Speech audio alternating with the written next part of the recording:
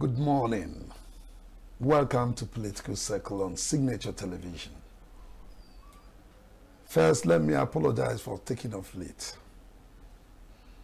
Today on Political Circle, our topic is Inec and the need for credible, neutral chairman. With the 2027 elections fast approaching and the current Inec chairman, Professor Mahmood Yakubu, preparing to bow out in November, many Nigerians are calling for a capable, credible, and neutral chairman to replace Professor Yakubu. This is against the backdrop that Nigeria needs to rise above primordial and parochial sentiments when it comes to elections in the country.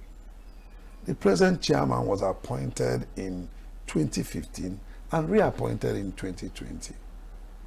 The country needs an Inec chairman that will guarantee integrity, credibility, and strong political will to drive the electoral process. I'm being joined today by Dr. Austin Okolie, a former state director of the National Orientation Agency, lecturer, and a public affairs analyst. Dr. Okolie, welcome to Political Circle. Dr. Mbo, good morning for having me. Welcome, my viewers. Well, Inec is referred to as Independent National Electoral Commission. How independent are they?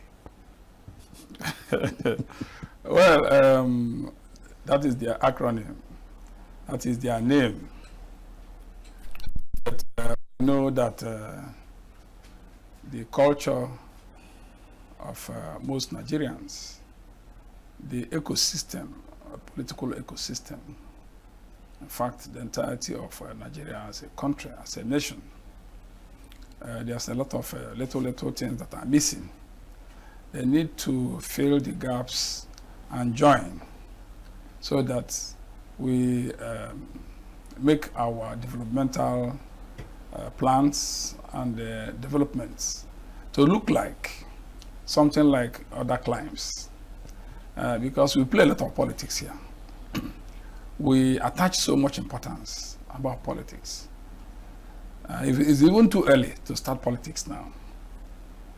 To start politicking, talking about who they appoint as Inec chairman, talking about who is leaving as Inec chairman.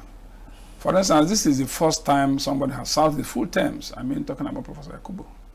Others have either. Just before we get to the number, you know, he's the longest serving Inec chairman that Nigeria has ever had. Yes. But let's look at how independent Inec is.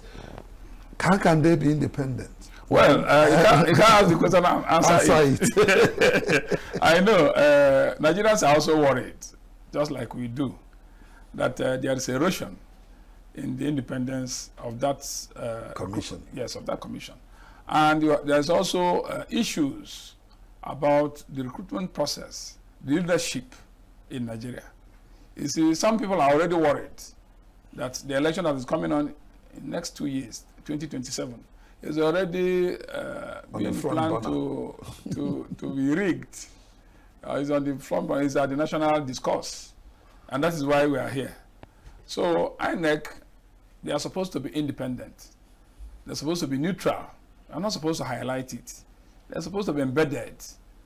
And that is why the recruitment of who is the chairman, who are members, both at the national level and at sub-nationals, talking about RECs, Resident Electoral Commissioners. Where are they coming from? Are they political party members? Are they associates? Are they sympathizers? How can you, determine the level of their neutrality when the appointment is being made by the ruling party, those who nominate them, and the process of clearing them at the National Assembly is, copiously flawed. Because you can see the kind of National Assembly we now have. The National Assembly that is like a yo-yo. Whatever that is brought to them, they claim that they are rubber stamp. They are not pretending, they are not shying away, they are not ashamed to be called the rubber stamp National Assembly. So, what do you expect? So we wished that they are independent. We Nigerians also expect that they become neutral.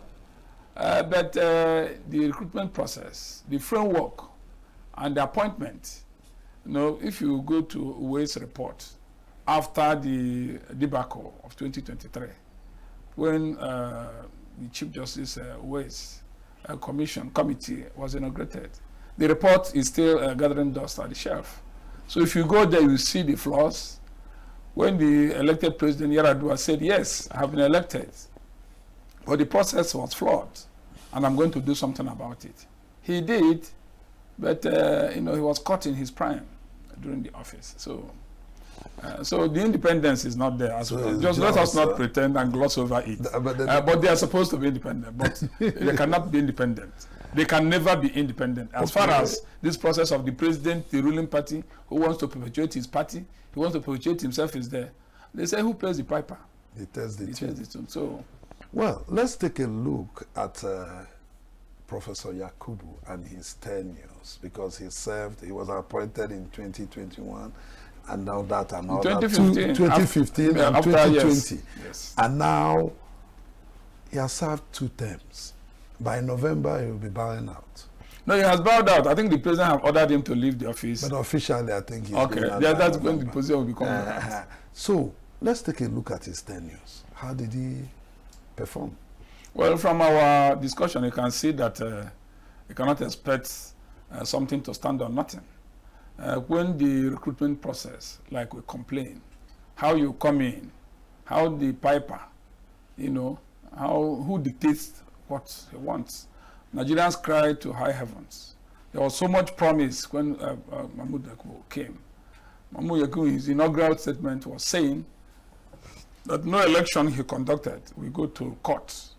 The court will not be the last arbiter, will not have the last say. But indeed, all his elections, even the off-season and the regular elections, all were determined by the courts. So it is no longer the ballot. It's no longer the people. The power was taken away from the people. Like we sing, power belongs to the people. Democracy is government of the people, by the people, for the people. So that didn't hold. His tenure is, mired in corruption. Corruption. Well, corruption is not only financial malaise. Just when you don't do something the right way, you have corrupted the system.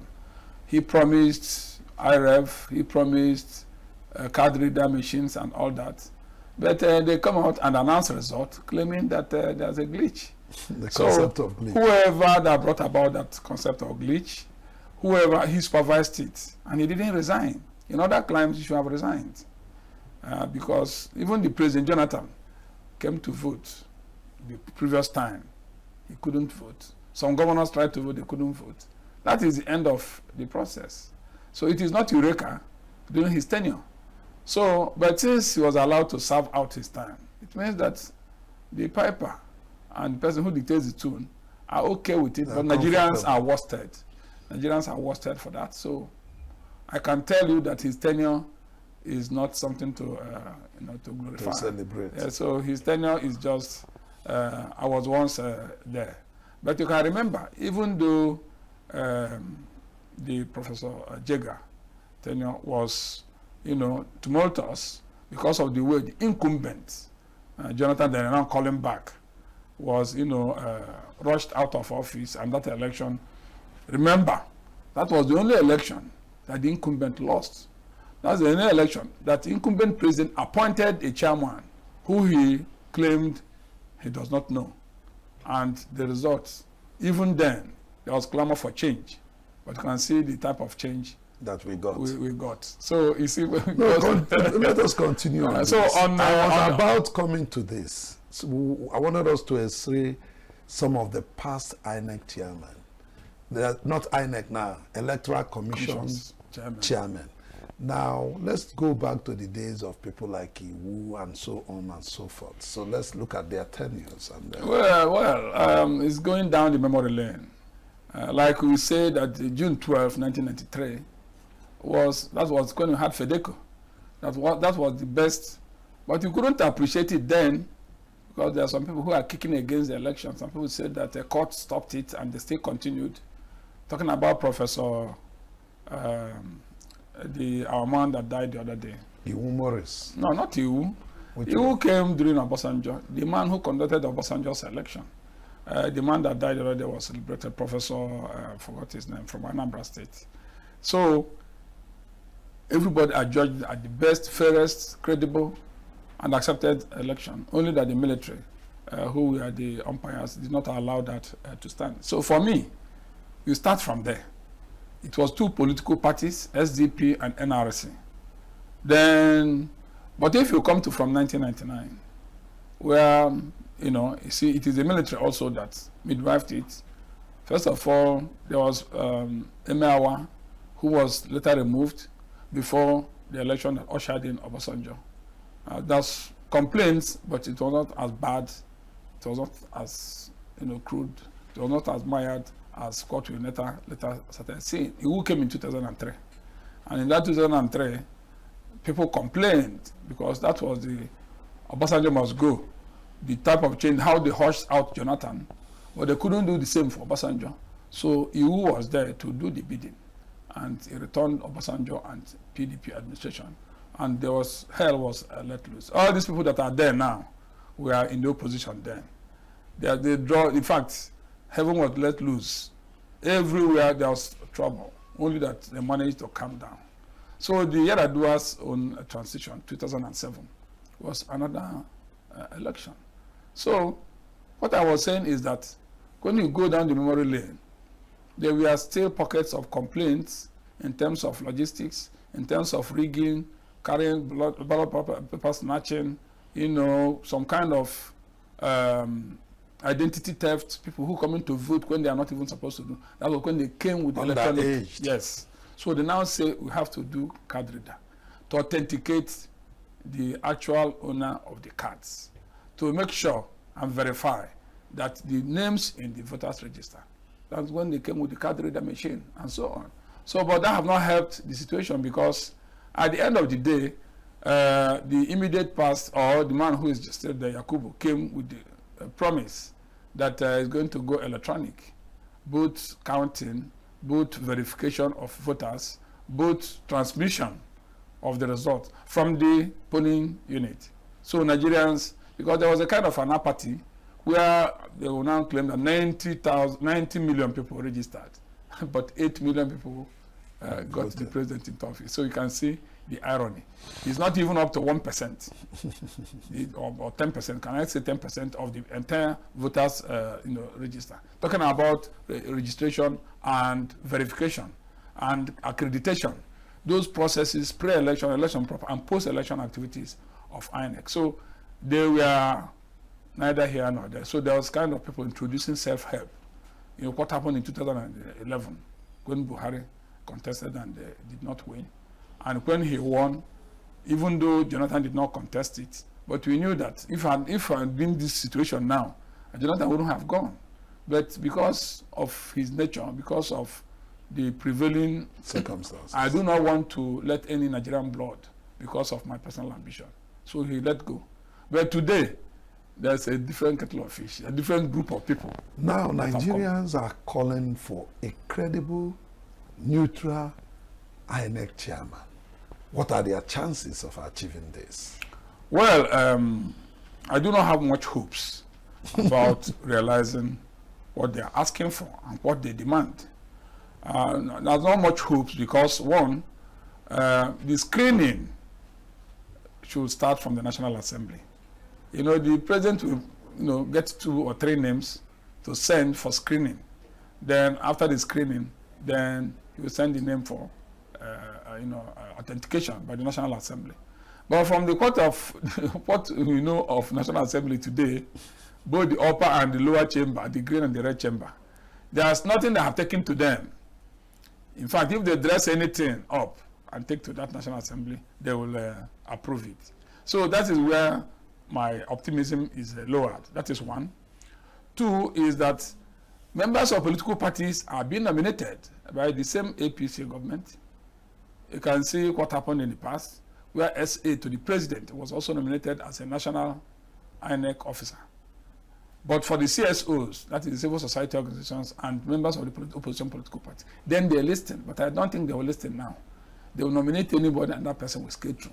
So I am not so optimistic that they will get a neutral person. I'm not so optimistic from what I get from the social media. The names of 5 persons shortlisted. There was a certain judge that they are mentioning. He has not come out. So let me just not speak about him now. But I am sure that they are not even targeting a neutral person. They are not targeting anybody that is credible. So they want somebody that will be behaving like the National Assembly. The National Assembly, whatever they bring, the person will now, give authentication to that. But do we have any chances of changing the process of our point? Is it a constitutional matter? Well, you see, when we have issues in Nigeria, so there are blames and criticisms of leadership and followership. How do you get things right? You have 3 arms of government. You have the executive, you have the judiciary, you have the parliament. Now, the judiciary is also, Nigerians are afraid. I don't want to say certain things on air now, but yes. I am not so sure. I'm not so sure that the judiciary will do the right thing, because that is the final place. So if the judiciary comes up, if they change it tomorrow and begin to show signs, then we go to the last table where it is cleared. The audience table will be cleared, so that Nigerians will now, after protesting, after arguing, after saying they don't, because the process is that it is the president, according to the constitution, the prevailing constitution, that will submit the name of the person who should be the chairman, or even the members of the Inec, according to the time of their expiry, because they are not the same.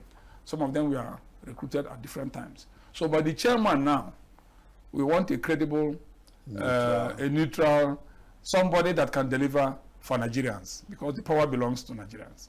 But my fear is that the APC government now may not target that, because they want to stay in power. In fact, they are already celebrating that nobody will contest with them. And they are clearing, putting trouble in political parties. So when it will come to them, bringing somebody who will be the umpire, the referee, I don't think they will bring a referee that is firm.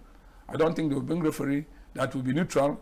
And they don't care about credibility, because they will tell you that in politics, everything is fair.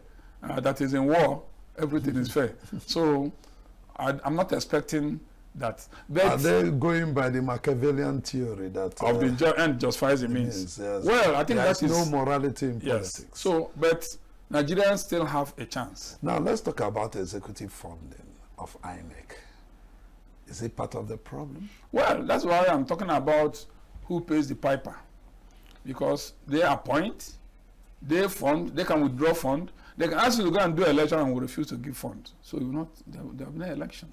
It happened in Rivers State. So if you want to conduct an election, if you don't give them the fund, then the election will stay. And you cannot even blame them, because they will say they are the INEC that they should conduct the election. But the person who will give them the money is not INEC. So we are talking about how the first line charge will be going to INEC. Even Buhari tried to make the judiciary and the subnational parliaments, that is state houses of assembly, to have direct funding so that they can be independent. Because you see, money is like everything. They say, what is better than money? If you don't have money, what can you do? So if somebody is funding you, he will now tell you what to do. So if he's not funding you, then you can now be a man of your own. We're talking about independence. So that is where my fear and a greater number of Nigerians are afraid that if you want to remain relevant, if you want to continue as chairman, if you want to still maintain your head, then you have to listen to who recruited you. And who is going to recruit you? It is the president, the executive. So Nigerians have a chance if they can now introduce, if they had wanted, they would have started earlier. So that within 4 years, by then, a new process of recruitment, like some people are suggesting, talking about ways report, and what most Nigerians are suggesting, that it should not come from the executive, who is also partisan. That it should, just like we say, Attorney General and Minister or Commissioner for Justice should not be one person. So that one will be independent. That is Attorney General, okay? Because the Attorney General of the Federation, that INEC chairman, you can see what is going on in subnationals, the state electoral commission. So it's 100%. Anytime an election is conducted, from councillor to chairman, to everybody, the party in charge of that state. So the same thing. They're even using it to compare with some governors who are not conducting elections and those who conducted and had a clean sweep. So you put them pari passu, the state and independent electoral commission and the federal. They even claim that they are better than the. So in that case, then, what are the choices of the people? What can they do to insist that a neutral and credible candidate comes on? Well, I think that question should have gone to the judiciary and to a more honorable, moral, driven presidency. Like we thought that the president we knew before 1999, you can see that he's not the same president. The president had declared and brought a military person to come and, govern a state and removed the democratic structures and suspended an elected governor. I don't think that president will be able to observe those moral codes. So for me, Nigerians have to brace up and work hard and work harder with the civil society organizations, with international communities, because they are watching. So these are the people that will give our elections credibility, that will give acceptance to our elections. And the judiciary will also have to stand firm. The other day they had their, and this is all NOx, they had their AGM, or what they call it, MBA. They had it in Enugu. They were frowning at what the judicial process that is going on in Nigeria at the moment, because they should speak against a situation where the president single-handedly appoints somebody and to a malleable or court national assembly that is, like a whale that will always roll over whatever they bring to them, whoever they bring to them. So, because I remember a Premado Saraki National Assembly, even in the same APC, and it was like a horror film for the presidency. They argue with them, they scrutinize whatever they bill. You can see the borrowings. Nobody is challenging anything. So it is the judiciary that will stand tall now, because you can see the entire political system has been polluted. If you allow all the 36 governors, they will say, let Tinubu continue, whether he's doing well or not. So, and the people are just watching, arms akimbo. So it is the judiciary that should stand tall now. I don't think the judiciary will have now, at the type of judiciary we have during the military time. During the military time, the judiciary was standing tall. They even challenged the military. They were, who will know that, nobody stands before a moving train, but they did. But today, I think because of money, I think because of prebenda politics, I think also because of poverty, because the poverty of the mind, poverty, the pulse is deep, and our naira has been devalued. So everybody is, poverty. Yes, they have weaponized poverty. That even, judges attend parties and even participate in some, room discussions. Well, what happened in Rivers State happened. The Chief Justice of the Federation now making comments that is suspicious of where he lies. That one has gone, but the one that is here now, I have not seen any change. I have not seen something that will make me go to sleep. What about the people? Yes. Are they docile? Yes, the people are not docile, because when they are not even allowed to protest, a constitutional right to protest when they are not happy with what is going on, then they say they should have to get police permission to protest what is illegal, what is unconstitutional, what is, pinching them, because they are the people who are wearing the shoes. So the people, what do they do? Then when they run to the judiciary, they say, according to the law, we are a country of laws, a country of, legal system. But where do you go? You see how people are building houses for judges. You see how people are now trying to manipulate the court processes. Then what confidence are they building in the church? We are governors, some of governors are donating and they are collecting. Giving them land. When they have their own budget, they have their own vote, they can decide and determine what they want. Could it be part of the motivation of the concept? Well, that's the corruption. That is the corruption. After every election. Well, you can also ask people to go to court when you are sure of what is going to be the outcome. That is why they now ask you to go to court. If it is uncertain that they might do the right thing, you will not be calling people to go to court. You would rather want to settle out of court. But when people have the temerity, the audacity to ask you to go to court, It means that where a child is crying and pointing, if the father is not there, then the guardian is there. So we have almost a near hopeless situation that's going on. But I think there is God. What can political parties do, especially the new parties and others? What can they do now? Well, this is their time to stand tall. Well, there's a lot they can do, but you can see that they are the same thing. They are almost the same thing. Most people who have moved from APC were from PDP. Those who have moved from PDP have moved to APC. So what is going on now is that I think the churches call it end time. Some people also call it, a time that will determine what we, how we stand in future. The people can do something. The political parties can also do something. Remember what happened in 2023? We had PDP, we had APC, but we needed a third force. So a third force came through Comrade Peter Obi. Peter Obi came. No matter which party he entered, Nigerians wanted to follow him. Thank you very much, Dr. Okolie. Time is not our friend. I want to appreciate you for coming on Political Circle today. Well, thank you for having me. Well, viewers, that's our show for today. Please God, you will find time to join us again. My name is Luke Mbo. Nigeria, we hail thee.